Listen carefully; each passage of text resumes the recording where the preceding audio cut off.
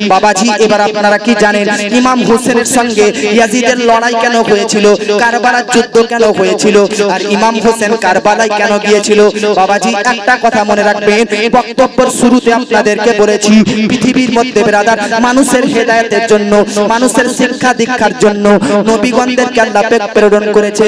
বাবাজি আমার আপনার নবীকে মা কানা মুহাম্মাদুন আবা আহাদিন মিন রিজালিকুম ওয়ালাকিন রাসূলুল্লাহি ওয়া খাতামান নাবিয়্যিন, আমার নবী হচ্ছে শেষ নবী, আমার রাসূল হচ্ছে শেষ রাসূল।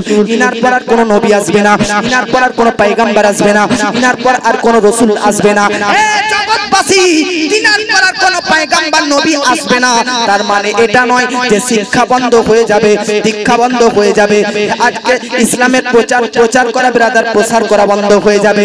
না না না না না ব্রাদার নে মিল্লাত ইসলামিয়া নবীর পর বহু সাহাবায়ে কিরাম আসবে, বহু তাবিঈন আসবে, তাবিঈন আসবে, উলামাগণ আসবে, জিনারা নবীর এই দাওয়াতি কাজকে চালু রাখবেন। বাবাজি আমার আপনার নবীজি বললেন আমার ইন্তেকালের পর পৃথিবীর মধ্যে পুরো পৃথিবী ইসলামিক শাসক হিসাবে 30 বছর পুরো ইসলাম জগতের পুরো বিশ্ব মুসলমান জাহানের আজকে শাসক খলিফা হিসাবে 30 বছর খেলাফত থাকবে। জোরে বলে সুবহানাল্লাহ। নবী বলতেছে আমার ইন্তেকালের পর 30 বছর গোটা মুসলিম জাহানের একজন করে শাসক হবে। কয়জন করে? জোরে বলেন কয়জন করে? একজন করে খলিফা হিসাবে নির্বাচিত হবে। আমার নবী সাল্লাল্লাহু তাআলা আলাইহি ওয়াসাল্লাম গায়েবদা নবী, অদৃশ্যের সংবাদদাতা নবী। আচ্ছা বলুন তো ভারতবর্ষের প্রধানমন্ত্রী দামোদর নরেন্দ্র মোদী আগামী ভোটে যে জিতবে এটা কেউ গ্যারান্টি দিতে পারবেন? পারবেন কেউ গ্যারান্টি দিতে? আপনারা কেউ বলতে পারবেন যে নরেন্দ্র মোদী এখনো 50 বছর প্রধানমন্ত্রীর পদে থাকবে, এটা কেউ গ্যারান্টি দিতে পারবে না? কিন্তু আমার আপনার নবী গ্যারান্টি দিচ্ছে যে আমার পর 30 বছর পুরো মুসলিম জগতের শাসনকর্তা খলিফা হিসাবে, প্রতিনিধি হিসাবে 30 বছর থাকবে, তারপর দেশের বাদশা হয়ে যাবে। নবীর এই কথাটা সত্য হলো কিভাবে দেখুন। নবীর ইন্তেকালের পর হযরতে আবু বকর খলিফা হলেন। কে হলেন জোরে বলেন? আবু বকর সিদ্দিক প্রথম খলিফা, প্রথম মুসলিম জাহানের আজকে প্রতিনিধি হিসাবে খেলাফতের আসনে অলংকৃত হলেন। আবু বকর তিনার খেলাফতি রাষ্ট্র চালালেন 2 বছর 3 মাস। কত বছর? একটু যোগ করবেন, আবার আপনারা যোগ করবেন। 2 বছর কত মাস? যারা বলেন 2 বছর কত মাস? আবু বকর সিদ্দিকের ইন্তেকাল হলো, তারপর দ্বিতীয় খলিফা হিসাবে খলিফার আসনে অলংকৃত হলো হযরতে উমর ইবনুল খাত্তাব রাদিয়াল্লাহু আনহু। তিনি চালালেন 10 বছর 6 মাস। এবার বলবেন কত মাস হলো?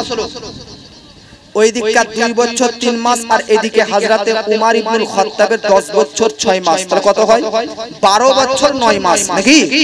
আপনারা একটু বলবেন ভাই।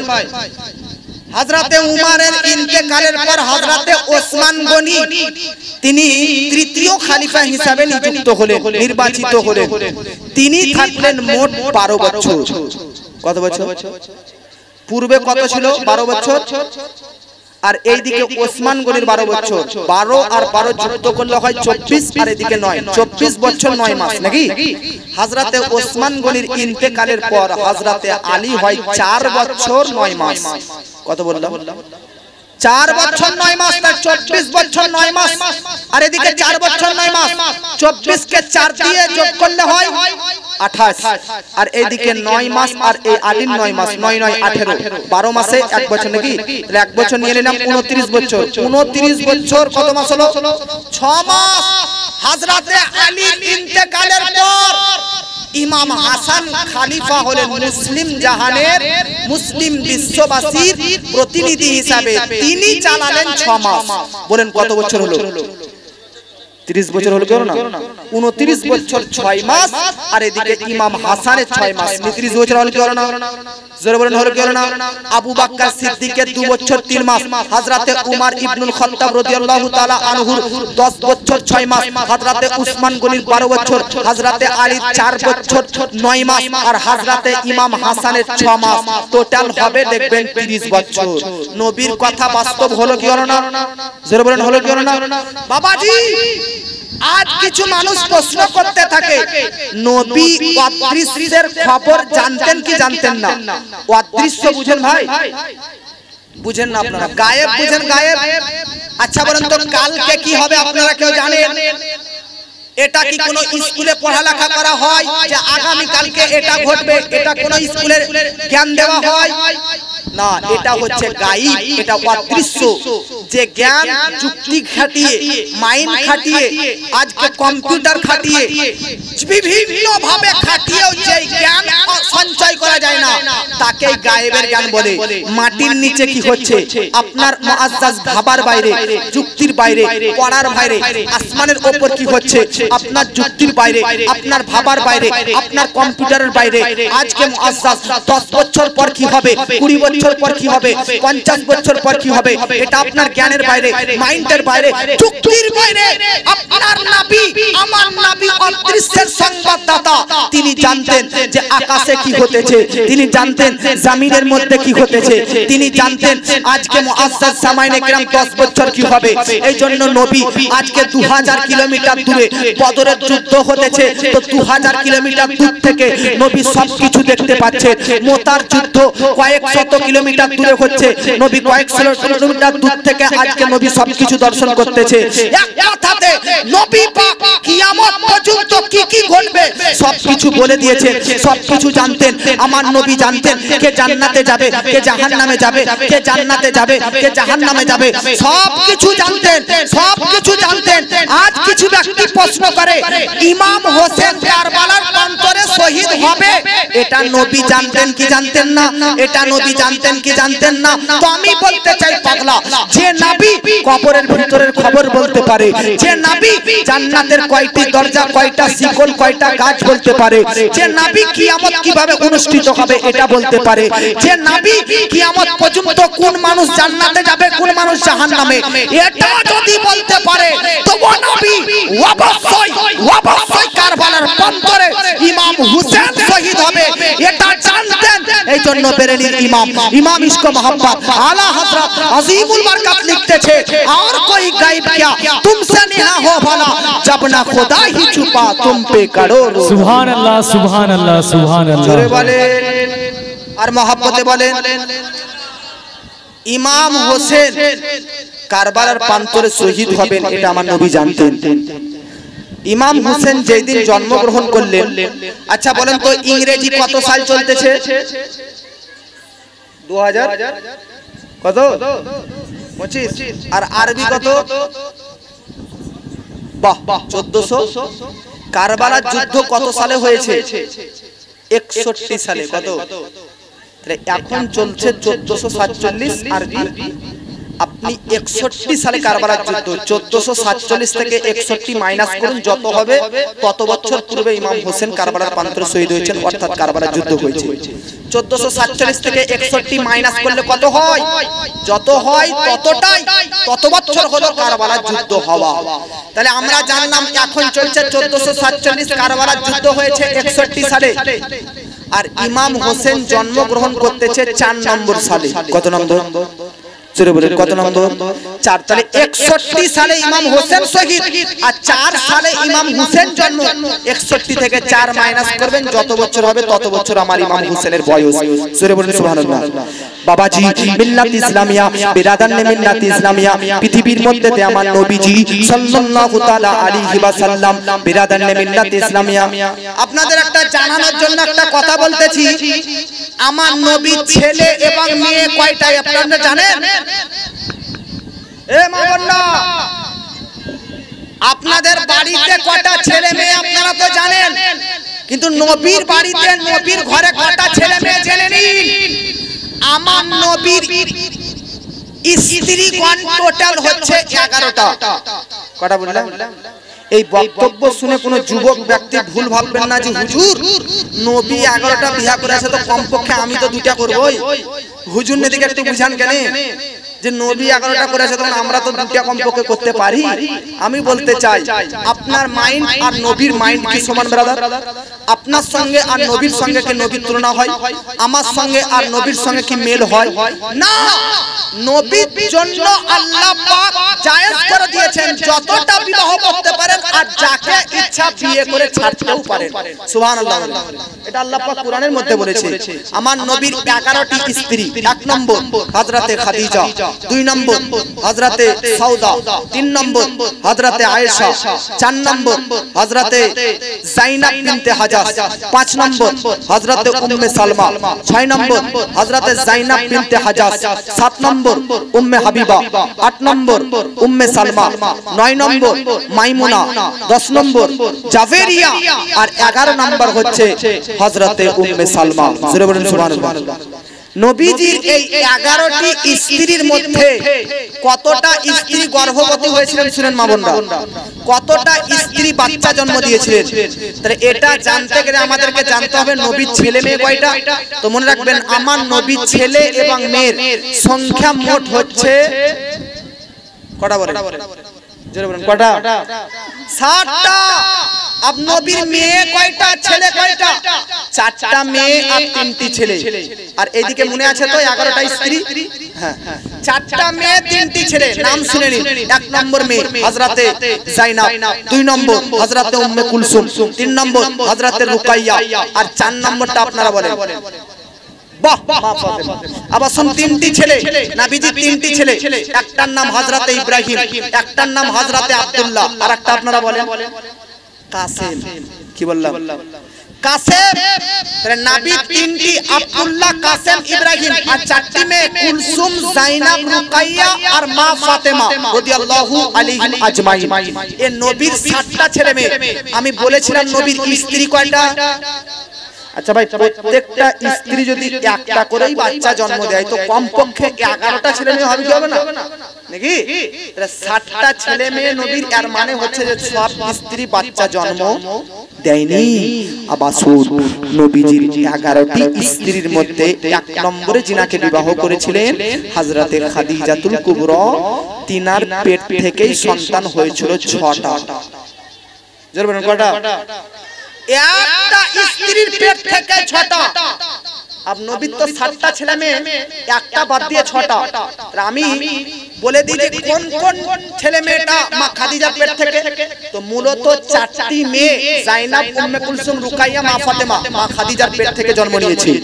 আর 2টো ছেলে, একটার নাম কাসেম, একটা ছেলের নাম আব্দুল্লাহ। এ দুটো 4 আর 2 এ 6টা ছেলে মেয়ে মা খাদিজার পেট থেকে জন্মগ্রহণ করেছে। বাকি থাকলো নবীর একটা ছেলের নাম হচ্ছে ইব্রাহিম। ইনি জন্ম নিয়েছে হযরতে মাইমুনা বা মারিয়া কিপ্টিয়ার পেট থেকে। জোরে বলুন। তাহলে নবীর 11টা স্ত্রীর মধ্যে 2টো স্ত্রী বাচ্চা জন্ম দিয়েছে, বাকি 9টা স্ত্রী বাচ্চা জন্ম দেন। জোরে বলুন বাচ্চা জন্ম দেন নি। তাহলে নবীর স্ত্রী কটা, ছেলে মেয়ে কটা জানলেন নাকি? আপ নবীর চাচা কটা শুনেন। নবীর চাচা বাবা, বাপকে ধরে নবীর চাচা বাবা হচ্ছে 12টা। তো সবার নাম নিব না, কারণ সবাই তো আর ঈমান আনেনি, মুসলমান হয়নি। তাই কারা কারা ঈমান এনেছে ওটা শুনেন। নবীজির 12টা চাচার মধ্যে 3 জন ঈমান এনেছে। একজনের নাম হযরতে আব্দুল্লাহ, যিনি নবীর আব্বা। 2 নম্বর নবীর চাচা হযরতে আব্বাস। 3 নম্বর হচ্ছে হযরতে আমিরে হামজা। সুবহানাল্লাহ। কতজন ঈমান এনেছে চাচা বাবার মধ্যে? জোরে বলেন কতজন? আপ নবীর ফুফি কয়টা শুনেন। নবীর ফুফি হচ্ছে 6টি। কয়টি? সব কয়টা নাম বলবো না, কেন? কারণ সবাই ঈমান আনেনি। 2টা নাম বলতেছি কেন? কারণ নবীর ফুফিদের মধ্যে 2 জন ঈমান এনেছেন। একজনের নাম সুফিয়া আর একটার নাম হচ্ছে উম্মে ফারওয়া। জোরে বলেন সুবহানাল্লাহ। তাহলে আমরা জানলাম কি কি বলেন তো? নবীজির চাচা বাবা কয়জন, কে কে ঈমান আনলো? ফুফি জন কয়জন, কে কে ঈমান এনেছে? স্ত্রী কয়জন, ছেলে মেয়ে কয়জন নাকি?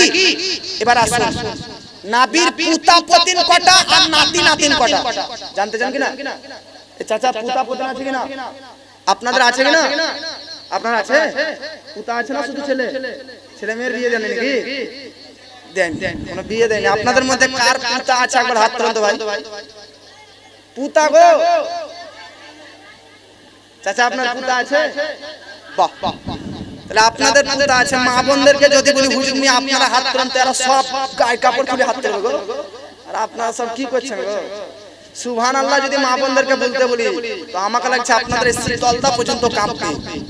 কারণ দেখেন, এটাকে জিজ্ঞেস করেন যে আপনারা গল্প করছেন, তো বলছে না করিয়ে না, কিন্তু মনে হচ্ছে এনারা বলছে গল্প করিয়ে না। তো গল্প করে না, তবুও যদি আওয়াজ আসে, তো যদি সুবহানাল্লাহ বলে গল্প করে তাহলে কতটা আওয়াজ হয় নাকি? মা বোনদের আওয়াজকে আপনারা পারবেন না কেন? কারণ মা বোনরা উপাড়াতে ঝগড়া করলে ই পাড়া থেকে শুনতে পাওয়া যায়। উপাড়া ঝগড়াতে মা বোনের ত্রুটি যদি ই পাড়া থেকে শুনতে পাওয়া যায়, তাহলে ই পাড়াতে সুবহানাল্লাহ বলে স্টেজ কি না কাঁপে ভাই, কেঁপে উঠবে। এজন্য মা বোনরা একটা কথা আপনারা মাইন্ডে রাখুন, সুবহানাল্লাহ আলহামদুলিল্লাহ আল্লাহু আকবার ভালো জিনিস উচ্চ কণ্ঠে জোরে জোরে বলা যদি নাজায়েজ হয়, তাহলে ঝগড়ার টাইমে আপনারা কত নাজায়েজ অবৈধ কৃতকর্ম গালিগালাজ ব্যবহার করেন, সেগুলো কত পাপ কর্ম হতে পারে নাকি? বাবাজি বিরাদার, নবীজির কতটা পুতা পতিন আর কতটা নাতি নাতনি বিরাদার শুনেলেন। যাদের পুতা পতিন আছে তারাও শুনেন, আর যাদের নেই তারাও শুনেন। আর নবীজির কথা নাতি নাতনি আছেন শুনেন। আমি আপনাদেরকে বলতেছি, নবীজির পুতা এবং পতিন পৃথিবীর মধ্যে একটাও ছিলেন না। কি বললাম? পুতা পতিন ছেলের মাধ্যমে হয় না মেয়ের? জোরে বলেন, ছেলের মাধ্যমে না মেয়ের? একটাও নবীর পুতা পতিন হয়নি। আপনি বলবেন কেন হুজুর? তো আমি বলবো আপনার বেটার বেটাই তো আপনার পুতা হয় নাকি? তাহলে নবীর তিনটা বেটা আব্দুল্লাহ, ইব্রাহিম, কাসিম, এই তিনটা বেটা কেউ বিয়েই হয়নি, সাবালকই হয়নি, নাবালক অবস্থাতেই ইন্তেকাল করে গেছে। এইজন্য নবীর তিনটি ছেলে যখন নাবালক অবস্থাতেই ইন্তেকাল করলো, তখন বিয়ের কোনো প্রশ্নই নাই, আর পুতা পতিনের তো প্রশ্নই আসে না নাকি? এইজন্য বাবাজি, জিনাদের ঘরে বাচ্চা ছেলে মারা যাবে, তারা আজকে একবার নবীর কথা চিন্তা করে নেবেন যে নবীর বাড়িতে পরস্পর তিনটি নাবালক সন্তান মারা গেছে। পুরো দুনিয়ার মধ্যে, পৃথিবীর মধ্যে আপনার বংশ আপনার ছেলের মাধ্যমে চলতেছে, সবার বংশ তাদের ছেলের মাধ্যমে চলতেছে, আর আমার নবীর বংশ 3 আর 4 মেয়ের মাধ্যমে পুরো পৃথিবীর মধ্যে চলতেছে। নবীজির কোন পুতা পতিন নাই জানলেন। এবার নাতি নাতনি কটা জানতে চান না? আমরা মনে করি শুধু হাসান আর হোসেনই নাতি নাতনি, আর কেউ নাই মনে করি নাকি? কিন্তু শুনেন, নবীজির নাতি নাতনি কয়টা? আবার শুন, নবীজির নাতি নাতনি দেখতে গেলে নবীর 4টা বিটির কার কয়টা সন্তান সন্ততি এটা জানতে হবে নাকি? 1 নম্বর হযরতে উম্মে কুলসুম, ইনার কোনো ছেলে মেয়েই ছিল না। তাহলে মাইনাস হয়ে গেল, নাই নাতি নাতনি নাই। আর 2 নম্বর নবীর মেয়ে হযরতে যায়েনব, ইনার একটা মেয়ে ছিল উমামা, আর একটা ছেলে নাম হচ্ছে আলী। তাহলে নাতি নাতনি কটা পেলেন? চলো বলেন, একটা নাতি একটা নাতনি নাকি? তাহলে দ্বিতীয় মেয়ে যায়েনবের পেট থেকে 2টো পেলাম, একটা নাতি একটা নাতনি। আবার 3 নম্বর রুকাইয়া, নবীজির এই মেয়েটার পেট থেকে শুধু একটা জন্ম নিয়েছেন, তার নাম আব্দুল্লাহ। তাহলে নবীজির নাতি নাতনি 3টি পেলাম। আবার 4 নম্বরে মা ফাতেমা, মা ফাতেমার পেট থেকে শুধু হাসান হোসেন নয় 6টা সন্তান জন্ম নিয়েছে। জোরে বলেন কটা? জোরে বলেন কটা? তাহলে মা ফাতেমার পেটে 6টা, আর মা ফাতেমার আরো এক্সট্রা 2টো বোনের পেট থেকে 3টা, 6 আর 3 কত হয়? জোরে বলেন কটা? अब মা ফাতেমার পেট থেকে যে 6টা, তো ওগুলো নাম জানবেন না? শুনে দেখেন আপনার অন্তর কি বলতেছে। 1 নম্বর নবী মা ফাতেমার ছেলে হাসান, 2 নম্বর হচ্ছে হুসেন, আর 3 নম্বর হচ্ছে মুহসিন। এই মুহসিনের নাম আপনারা জানেন না, কারণ ইনি বাল্যকালে ইন্তেকাল করেছিলেন। তো 3টি ছেলে হলো আর 3টি মেয়ে। একটা মেয়ের নাম উম্মে কুলসুম, একটা মেয়ের নাম যায়েনব, আর একটা মেয়ের নাম হচ্ছে রুকাইয়া। জোরে বলেন। আচ্ছা আপনি বলেন তো, নবীরও মা ফাতেমাকে ধরে 4টি বেটি, তো মা ফাতেমা বাদ দিয়ে নবী 3টা বেটির নাম কি কি বলেন তো? উম্মে কুলসুম, যায়েনব, রুকাইয়া কিনা? জোরে বলেন, উম্মে কুলসুম, যায়েনব, রুকাইয়া কিনা? अब দেখুন নবীর 3টা বেটির নাম উম্মে কুলসুম, রুকাইয়া, যায়েনব, কিন্তু নবীর 4 নম্বর বেটি মা ফাতেমা, তার 3টা বেটি, অর্থাৎ মা ফাতেমা নিজের 3টি বেটি জন্ম নিল, তো 3টা বোনের নামে নিজের 3টা বেটির নাম রেখে দিয়েছেন। জোরে বলে। আজ আমাদের গ্রামে যদি বাচ্চা জন্ম নেয়, তো ইমাম সাহেবকে বলি হুজুর এমন নাম বার করে দেন যেন গোটা পাড়াতে না থাকে। বলে কি বলি না, এমন নাম দেন হুজুর যেন গ্রামে না থাকে। আর মা ফাতিমা তা জাহরা তিনার বাড়ির 3টি বোনের নামে 3টা বেটির নাম রেখে দিয়েছেন। আচ্ছা বলেন তো মা ফাতেমার সঙ্গে কার বিয়ে হয়েছিল? মা ফাতেমার সঙ্গে কার বিয়ে হয়েছিল? হ্যাঁ, হযরতে আলী। কি নাম বললাম? হযরতে। আপনারাও বলেন তাহলে মুখস্থ হবে। কি নাম? হযরতে বাবাজি মিল্লাত ইসলামিয়া। এবার আপনাদেরকে বলি, মা ফাতেমার পেট থেকে যদি 6টা সন্তান হয় আর মা ফাতেমার সঙ্গে যদি আলীর বিবাহ হয়, তাহলে বলুন হযরতে আলীর ছেলে মেয়ে মোট কতটা হবে? কটা হবে মনে হচ্ছে? 6টা নয় বাবাজি। এবার শুনেন বেরাদার, আব্বাজি বেরাদার নে মিল্লাত ইসলামিয়া, আমার আপনার নবী বলতেছে, আলী গো তোমার সঙ্গে মা ফাতেমার বিবাহ দিলাম, কিন্তু শুনে নিন জগৎবাসী বেরাদার, এবার একটা মশলা আপনাদেরকে জিজ্ঞাসা করি যে বলেন তো ভাবাজান, বলেন তো ভাইজানরা, কুরআন বলতেছে বেরাদার, একটা ছেলে একই সময়ে কটা মেয়ে বিয়ে করতে পারে? একটা ছেলে একই সময়ে কটা মেয়ে বিয়ে করতে পারে? করতে বলিয়ে না ভাই, খালি মশলাটা জানেন। কটা মেয়ে বিয়ে করতে পারে? একটা না 4টা? একটাই বিবাহ করবে। তবে মশলা তো জানতে হবে আমাদেরকে যে একটা পুরুষ ইসলাম অনুযায়ী 5টা রাখতে পারে না, 7টা না 8টা, এটা তো জানতে হবে আমাদেরকে। তো একটা পুরুষ কতটা রাখতে পারে?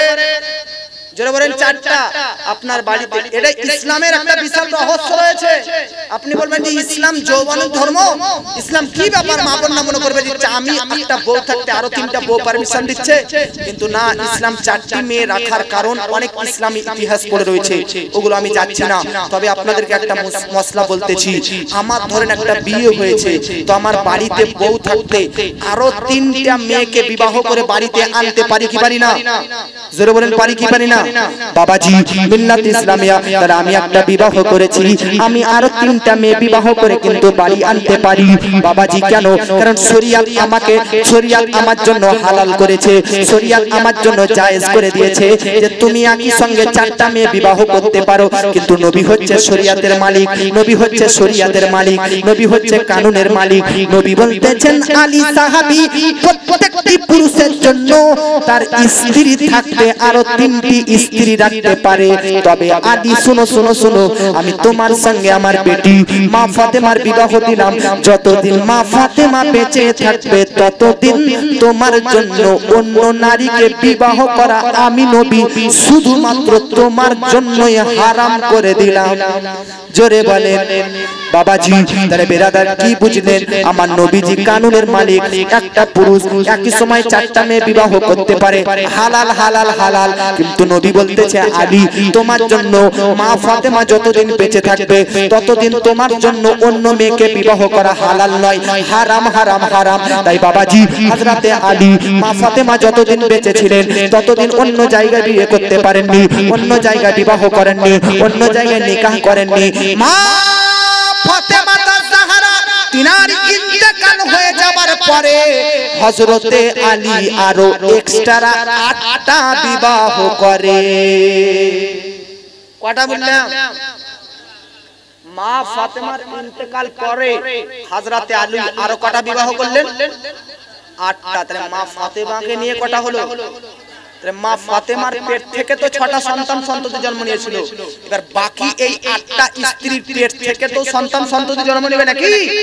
হযরতে আলীর 9টি স্ত্রীর পেট থেকে মোট সন্তান সন্ততি হচ্ছে 32টা। সুবহানাল্লাহ। হযরতে আলীর ছেলে মেয়ে কয়জন? 32টি। হাসান হোসেন শুধু 2 ভাই নয়, এনারা 32টা ভাই বোন। নিজের মায়ের পেটে 6 ভাই বোন, কিন্তু 7 ভাই মিলে হচ্ছে 32টি। হযরতে আলীর 32টি ছেলে মেয়ের মধ্যে 15টা ছেলে আর 17টা মেয়ে। কারবালার প্রান্তরে হযরতে আলীর 15টা ছেলের মধ্যে 9টা ছেলে কারবালার যুদ্ধের প্রান্তরে শহীদ হয়ে যায়। বাবাজি মিল্লাত ইসলামিয়া এটা এখান পর্যন্ত। এবার আসেন বেরাদার, আমি আপনাদেরকে যেখানে ছেড়ে এসেছিলাম বাবাজি, পৃথিবীর মধ্যেতে আমার নবীজি ইন্তেকালের পর 30 বছর খেলাফত থাকলো। ইমাম হাসান তিনি বেরাদার নে মিল্লাত ইসলামিয়া খলিফা হলেন। ইমাম হাসান রাদিয়াল্লাহু তাআলা আনহু খলিফা হওয়ার পরে পরে তিনি দেখলেন একদিকে আমিরে মুয়াবিয়া ইয়াজিদের পিতা, জোরে বলে। আচ্ছা, আপনাদের আকীদা কি ইয়াজিদ জান্নাতি না জাহান্নামী? কি ইয়াজিদ জান্নাতি না জাহান্নামী? আর জোরে বলেন, জান্নাতি না জাহান্নামী? আর হুসেন জান্নাতি না জাহান্নামী? আচ্ছা, ইয়াজিদ তো জান্নাতি, কিন্তু ইয়াজিদের বাপ, ইয়াজিদ তো জাহান্নামী, কিন্তু ইয়াজিদের বাপ জান্নাতি না জাহান্নামী? জোরে বলেন। হ্যাঁ, ইয়াজিদ জাহান্নামী ঠিক, তবে ইয়াজিদের পিতা, ওনার নাম জানেন আপনারা কি? আমিরে মুয়াবিয়া রাদিয়াল্লাহু তাআলা আনহু, উনি জান্নাতি। একটা কথা মনে রাখবেন, ইয়াজিদের বাপও জান্নাতি, ইয়াজিদের বেটাও জান্নাতি, কিন্তু মিডিলে ইয়াজিদ জাহান্নামী। ইয়াজিদের পিতার নামও মুয়াবিয়া, ইয়াজিদের বেটারও নাম মুয়াবিয়া। সুবহানাল্লাহ।